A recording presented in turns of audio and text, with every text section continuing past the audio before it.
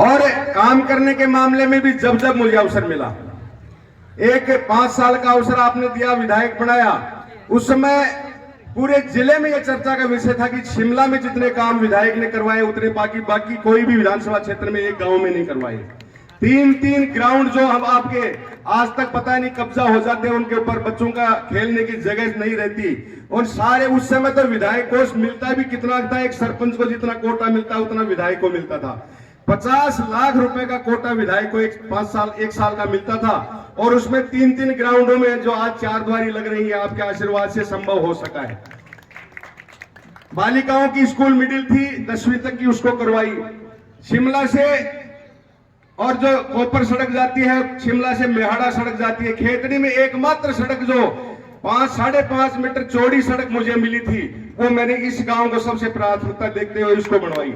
आज आपके सामने है कि गांव में छोटी छोटी सड़कों का भी अभाव है, लेकिन शिमला में कोपर से और मेहाड़ा तक आने जाने में डबल सड़क जो का लाभ जो आप लोगों को मिल रहा है। पिछली बार सरकार में जब गौरव पथ अभियान हमारे मुख्यमंत्री जी ने चालू किया, तो सबसे पहला गौरव पथ मैंने शिमला को दिलवाया।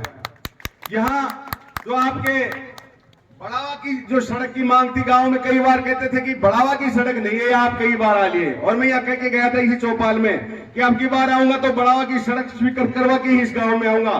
और उसके बाद में यहाँ शिलान्यास किया, तभी मैं इस गांव में आया था। चाहे यहाँ बदौपुर वाली सड़क हो, विकास के मामले में शिमला में कभी कोई कमी रखी नहीं है।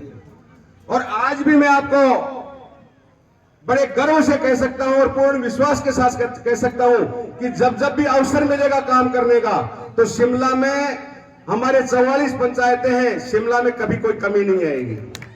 मनीषा जी ने पिछले कार्यकाल में इस गांव में बहुत अच्छा बजट लगाया।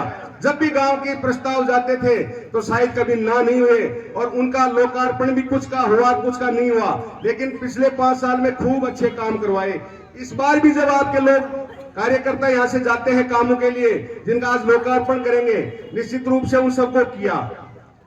और मैं हॉस्पिटल में पिछली बार जब गवर्नमेंट थी तब 1 करोड़ 10 लाख रुपए की स्वीकृत करके और हॉस्पिटल की बिल्डिंग हमने बनवाई थी। उसका जो उद्घाटन करने का अवसर नहीं मिला, लेकिन शिलान्यास मैंने किया था उसका।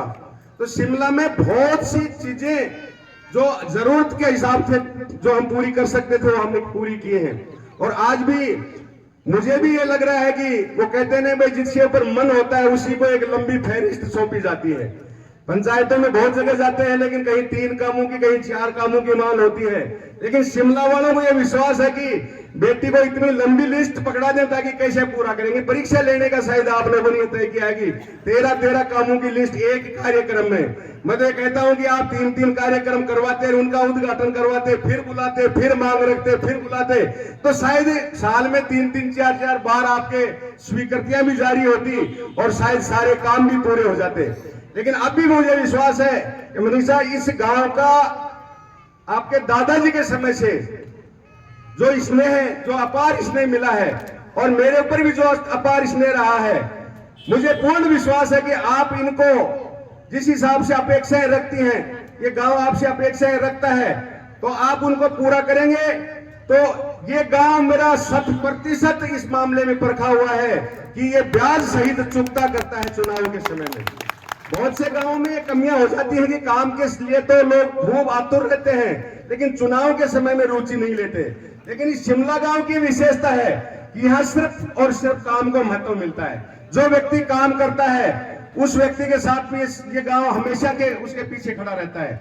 इसलिए आज आप लोग आए हैं, मैं पूर्ण तरह से आश्वस्त भी हूं कि आप लोगों ने जो मांग रखी है बजट के हिसाब से, शायद लगभग ये प्रयास रहेंगे कि मनीषा उसके लिए घोषणा करेगी।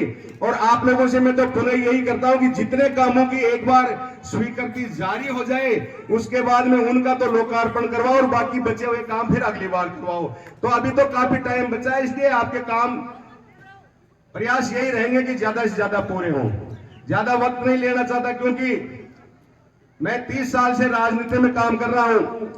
बहुत बार मैंने चुनावों में भाषण दिए हैं, सभाएं भी देखी हैं, लेकिन इन पिछले 8 साल से मैं देख रहा हूं कि मनीषा जब से प्रधान बनी है तो गांव में एक प्रधान के पद की महत्व लोग समझने लगे हैं। इससे पहले भी प्रधान तो बनते थे, लेकिन मैं भी विधायक था, उस समय भी कोई प्रधान थे, लेकिन गांव में ये मालूम नहीं पड़ता था कि प्रधान भी कोई काम करता है। लोग तो यही सोचते थे कि या तो सरपंच काम करता है, या विधायक काम करता है, या कोई सांसद काम करता है। लेकिन अब जब गांव में जाता हूं तो लोग, बहुत से लोग कहते हैं, पुराने लोग भी कहते हैं कि हमने तो पहली बार देखा कि प्रधान भी गांव में बजट लगाता है, प्रधान को भी कोई बजट मिलता है।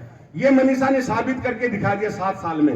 और जो एक ये माता बहनों की, जो महिलाओं की उपस्थिति है, ये भी इस बात का एक प्रमाण है कि मनीषा के प्रति इनका स्नेह है। लोग मेरे को भी पूछते हैं कई बार, भाई चुनाव एमएलए साहब आप लड़ोगे, मनीषा को लड़ाएंगे।